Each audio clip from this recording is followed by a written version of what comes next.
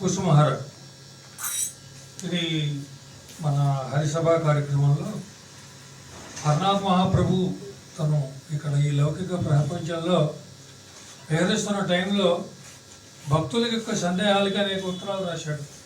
అందులో కొన్ని దొరికాయి, వాటిని పుస్తకాల రూపంలో ప్రచురణ చేయడం జరిగింది. ఇది 5 భాగాలుగా మొత్తం 700 ఉత్తరాలు ప్రచురణ చేశారు.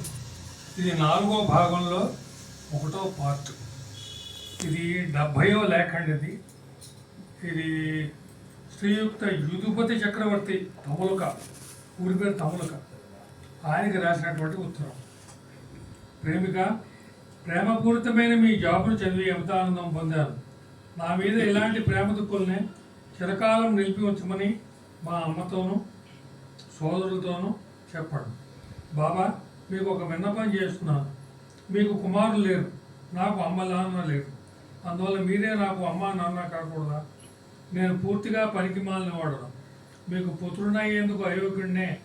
అయినా నా స్వార్థ ప్రయోజనం నిమిత్తమే మీకు పుత్రుడను కావాలని దాడి కాచుకున్నాను.